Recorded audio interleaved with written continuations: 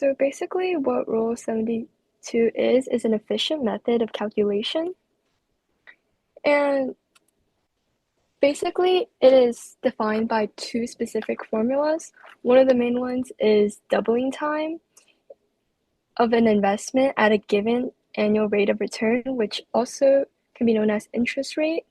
72 over the interest rate will give you the doubling time. Like, for example, 72 over a 6% interest rate of money value of any kind in a saving will take 12 years to double. And at an annual interest rate of 8%, it will take 9 years. This shows the, I'm sorry, this shows the large impacts of small differences in numbers and interest rate. And also the other formula is 72 over years to double, which gives you the annual interest rate. And in Rule 72, we use compounded interest, which differentiates from simple interest because it accounts for the initial value plus the interest already earned from the initial value over time. And if you look at the right-hand side, you'll see the enlarging differences of the two over time because of the small interest rates that keep going adding up. So here are some graphs that have a more clear representation of the effect of Rule 72 and compounding interest over time.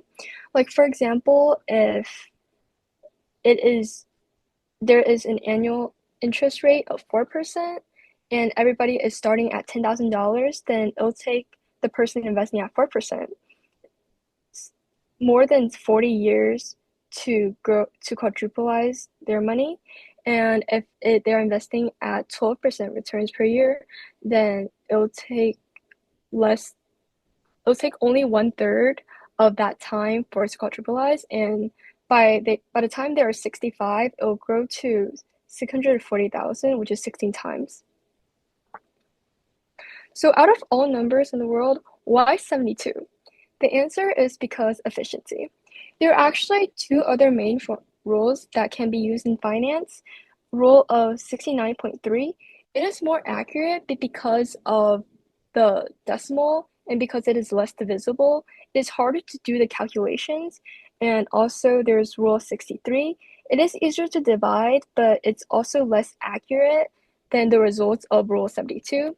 So overall, Rule 72, it has the highest accuracy, but it is also more convenient because you can do the math inside your mind.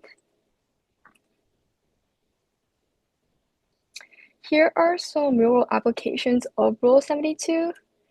Mainly, it estimates the growth rate of money, which helps personal finances and corporate finances make great plans and more suitable plans for the future and make better financial objectives over time.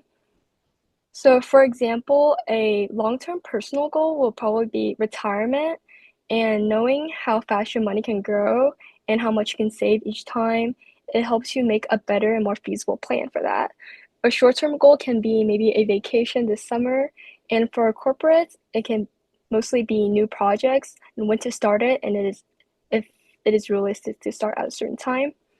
But that is the more positive side of the rule. The other way around, it could also calculate consequences of unpaid debt at specific interest rates because money cannot only grow positively upwards, but it can also grow negatively if there's a lot of unpaid debts. So before we go into the other concept, which is banking, I want to talk about inflation. This will be talked about throughout our seminar today. The basic definition of inflation is the growth in price of goods and services, and that causes a depreciation in the value of money, like Wimbo just said. And because the services and goods are more expensive, you can buy less of it with each dollar.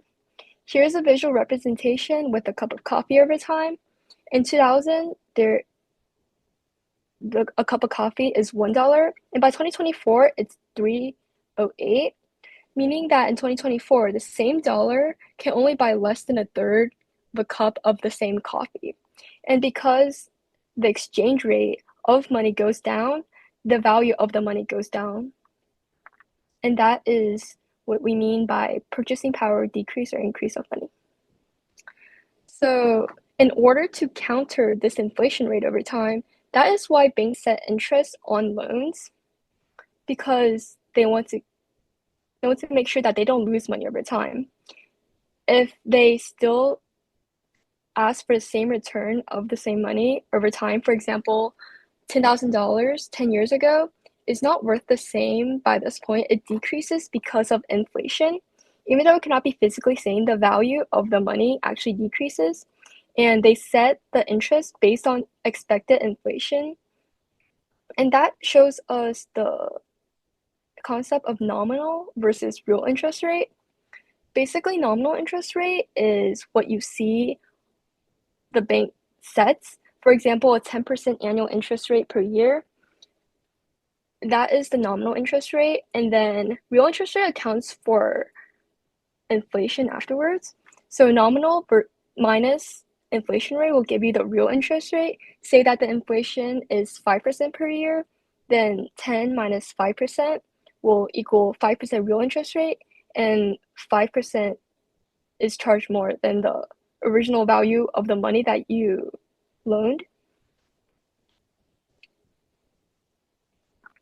So here's another external factor of the returns of money. Inflation shows the value of money that is decreased, and then taxes directly affects the amount that you receive. So there are three main types of taxes. Capital gains tax is profit made from sales of asset. Assets are items or properties owned by somebody that has value to it. There are short-term capital gains and also long-term capital gains. Short-term capital gains are from sales of asset that is beholden for 1 year or below, and the tax rate is charged based on income. And also the long-term capital gains is more than 1 year, and then it is also calculated on a different scale, but also on income taxes. Dividends are profits of a company paid to shareholders, and those shareholders usually have buy stocks, and withhold them. And profits are also based on income of the taxes. And interest income taxes are interests earned from saving accounts, bonds, or certificates. Usually they come at like a national level, and some can also go to state or local levels based on where you live and the policies there.